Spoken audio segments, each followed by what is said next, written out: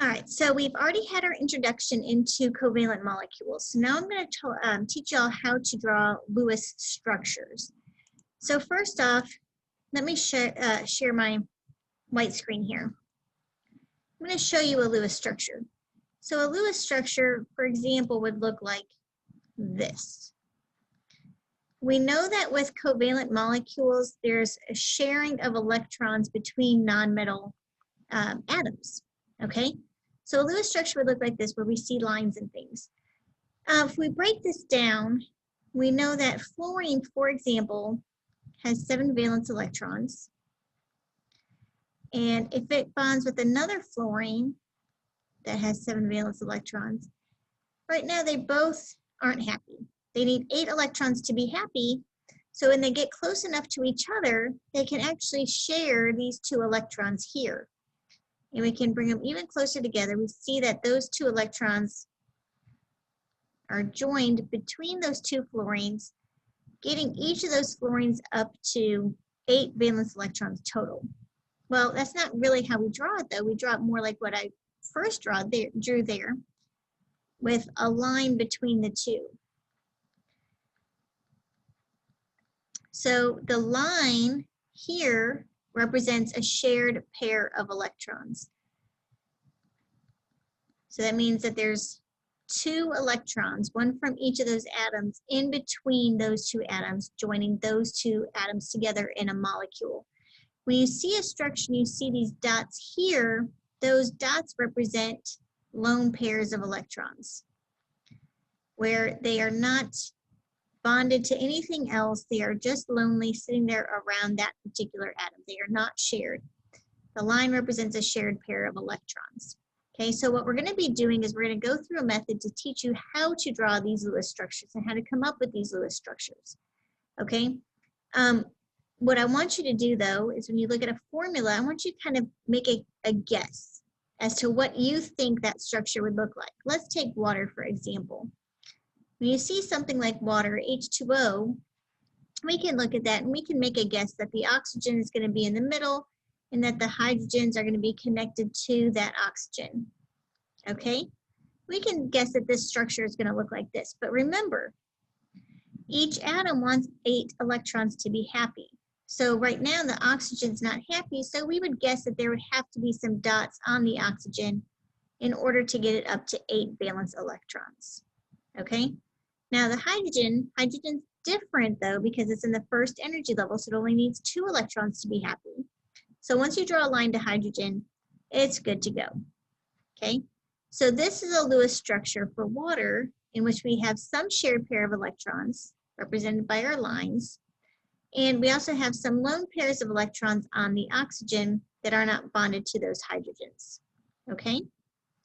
We can see something like carbon dioxide, and we can make a guess that the carbon is going to be in the middle, and the oxygens are going to be connected to that carbon, and we have to put some dots on here because everything needs up to 8 electrons. So we've got to put some dots to make the other atoms happy. The carbon's not happy, so we would guess that we would have to put some dots on the carbon. Well, the structure is actually not correct because we have too many electrons in our structure. So the process that I'm going to teach you is how to show you how to draw a correct structure based on what we call the Nas method. So I'm going to stop sharing this, and I'm going to share this page in our packets. Okay, Drawing Lewis Structures page. Okay, so Nas method stands for needed, available, shared. Okay, so needed, that's where you count up how many electrons are needed to make everything happy. Now remember, everything needs up to 8 valence electrons, except hydrogen, which is special because it's in the first energy level, and it only needs 2. We're not going to worry about beryllium, so don't worry about that. But boron is another special case where it only really needs 6. It doesn't need up to 8. So you want to count how much is needed. So we have nitrogen and 3 bromines.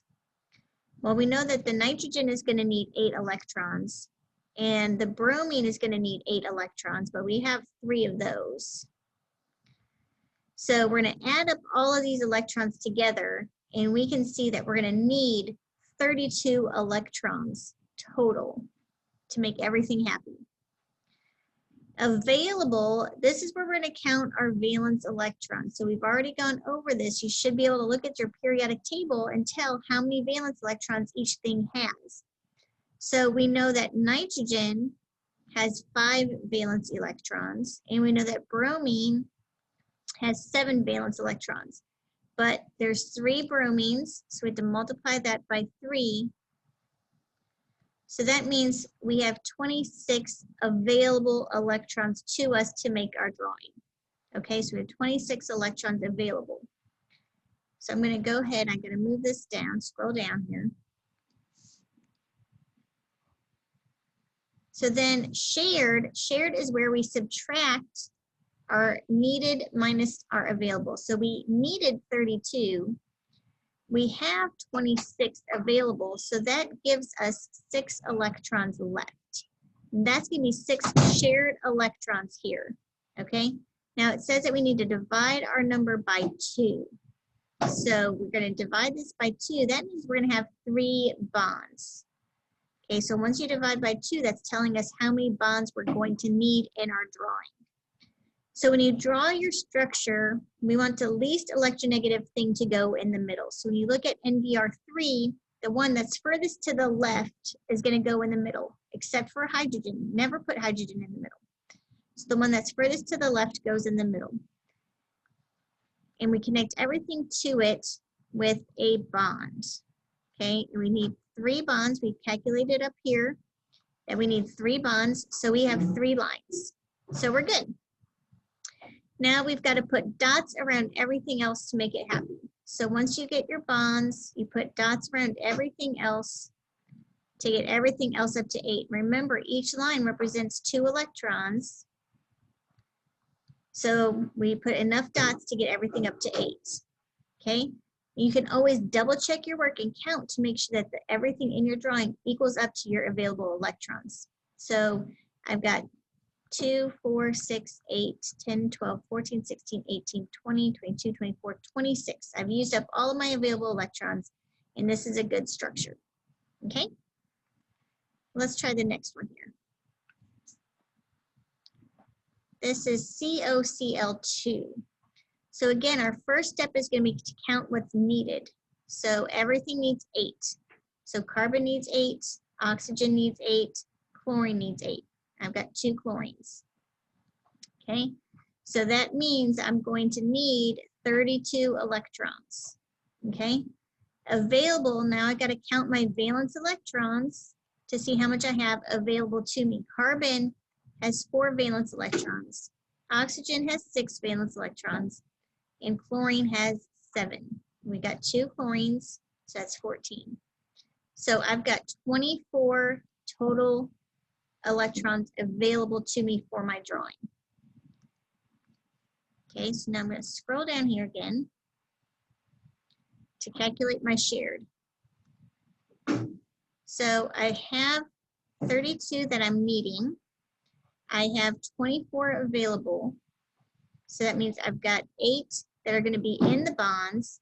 Don't forget to divide by 2, and that's going to tell you how many bonds you get in your drawing. So I have 4 bonds. So remember, the least electronegative is going to go in the middle. So our carbon is going to go in the middle. Connect everything to it with your bonds. Well, I've connected everything to it, but I've only drawn 3 bonds. I need to have 4 in my drawing. So you need to add more bonds to form a double or a triple bond. So here you've got to decide where you're going to make your double bond to. Well, the halogens are not going to get double bonds. If you remember their Lewis structure, let me just do this really quick. If you look at their Lewis structure, they only have 1 available place for bonding. So you're not going to make double bonds to the halogens. So in this case, I'm going to double bond to the oxygen. All right? Now, don't forget you need to put dots around everything to get everything up to 8. Well, right now the carbon has 8 because there's 4 lines connected to the carbon, and each line represents 2. So the carbon is good. Right now the oxygen has 2 lines connected to it, so it has 4 electrons, so it's going to need 2 more sets of dots. And then the chlorines, because the chlorines only have one line connected to it. They need 6 more dots each in order to get up to 8 total. And we can count all of our dots to see and make sure that we have enough. So we've got 2, 4, 6, 8, 10, 12, 14, 16, 18, 20, 22, 24. We used up 24 electrons and we had 24 available to us, so our structure is good. And let's take a look at this last one. Now this last one says that it's sulfite. So this is a polyatomic ion. You have a list of your polyatomic ions on your periodic tables. We're going to be drawing polyatomic ions because we're going to have to be using them when we get to our next unit. So we want to start becoming familiar with it. So sulfite, I will tell you, is SO3 -2. All right, when we count our needed, the fact that it's an ion isn't going to change anything. So we still count our needed. Sulfur needs 8, oxygen needs 8, and there's 3 of those. So that's 24. So that means we have 34 electrons that are needed. Now we're going to count our available. That's our valence electrons here. So sulfur has 6 valence electrons. Oxygen has 6 valence electrons times 3 because we have 3 oxygens. So that's 18. So that's 24 electrons that are available, but this was a -2 charge. So that means it's 2 more electrons that we have to add to this. All right, so we need 32 electrons. We have 26 electrons available. So let's continue on here. Let's take a look at our shared. So we had 32 that are needed. We have 26 available. So that's 6, but don't forget to divide by 2. So that means that we need 3 bonds in our drawing. Okay, the sulfur is going to go in the middle because it's the least electronegative. We're going to connect the oxygens to our sulfur. And we have 3 bonds. Okay, so then that means that everything else is going to get dots to get up to 8. So right now, the oxygens each have 2 electrons to it because they each have a line. So we have to put 6 dots around each oxygen, like this. And the sulfur is going to have 2 dots on it because right now it has 3 lines. The fact that this is a polyatomic ion means that we're going to put brackets around our ion and the charge outside of our bracket to indicate that it's a polyatomic ion and that it's not SO3. Okay? Now, I'm going to go back to our whiteboard here so that we can talk about that carbon dioxide again, because we had predicted that it was going to look like this, if you remember. We predicted it was going to look like this. But let's go ahead and draw this out and see. So we have needed, available, shared. So we've got a carbon that needs 8, and we have oxygen that needs 8. But there's 2 of those. So we have 24 electrons that are needed. Available, that's where we count our valence electrons. Carbon has 4, oxygen has 6 times 2. So that's 16 available electrons. And our shared, that's where we take our needed minus our available. That's going to be 8. Don't forget to divide by 2. That means that we need to have 4 bonds. Okay? So we predict that carbon's going to go in the middle because it's the least electronegative. We've got to connect our oxygens to that. We've only used up 2 of our 4 bonds. That means we need 2 more lines. So we have to double bond that. And then we put dots around to make everything happy. Now the oxygens, because they have 2 lines, are connected to 4 electrons. So we put 4 more dots on there to get them up to 8. The carbon already has 8 electrons around it because it has 4 lines, and each line represents 2 electrons. So this is what carbon looks like, or carbon dioxide looks like. Now, if we want to count our electrons to make sure that we have how much that was available to us, we have 2, 4, 6, 8, 10, 12, 14, 16 electrons in our drawing, which is how much we had available. Okay? Now there's something else I want to show you, and that's called resonance. So I mentioned sulfur trioxide, or we did sulfite ion, which is SO3 minus 2, but let's draw SO3, sulfur trioxide. Okay, I want you guys to see the difference in this. So we have needed, available, shared. Needed, that's where we count how much electrons we're needing in our structure. So sulfur needs 8, and oxygen needs 8. We have 3 of those. So that's 24 plus 8, that's 32 electrons that are needed.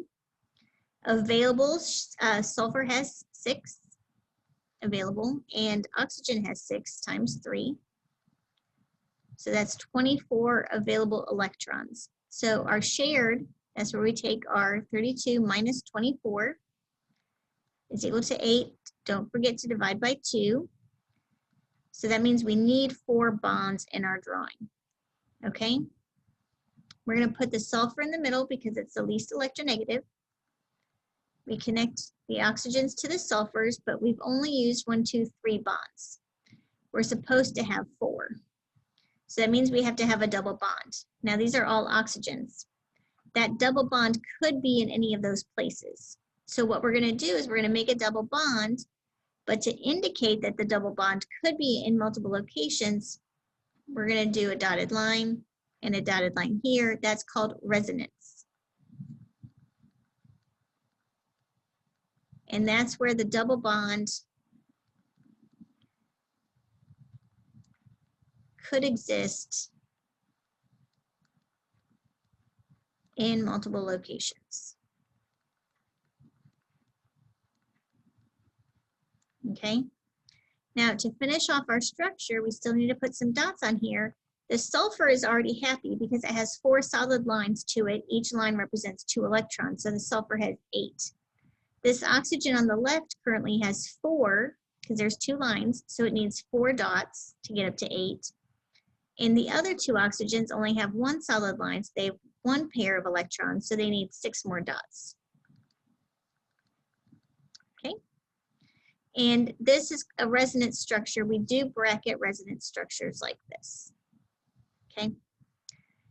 I do want to do one last example. Let's do something with hydrogen in it. Okay, let's do CH3Cl. So we need to do it in needed, available, shared. Now, needed, the carbon needs 8, but the hydrogens only need 2 because they're in the first energy level. So we need 2, but we have 3 of those, so times 3. And the chlorine needs 8. So we have 8 plus 6, which is 14, plus 8, that's 22. We need 22 electrons total. Available, the carbon has 4. The hydrogens each only have 1 times 3. And the chlorine has 7. So we have 4 plus 3 plus 7 is 14 electrons available. So we're going to do our shared by taking our needed, 22, minus our available, 14, which equals 8, divided by 2. That equals 4 bonds. So our carbon is the least electronegative. It's going to go in the middle. Now I know that hydrogen is further left, but the hydrogen never goes in the middle. So we connect everything else to the carbon with a bond. We have 4 lines, so we already drew our 4 bonds. We've got to put dots around everything to get them happy. Now remember, this is important. The hydrogen is already happy. It has 2 electrons to it because it has a line. And the hydrogens never get dots. So we're going to put dots around our chlorine to get that up to 8, and then we should be done. Now we can double check our work. We are supposed to have 14 available electrons to us. Each line counts as 2. So 2, 4, 6, 8, 10, 12, 14. We drew 14 electrons. We had 14 electrons available. So this is our Lewis structure here. Okay, so that's the Nas method. If y'all have any questions about drawing Lewis structures, don't hesitate to ask.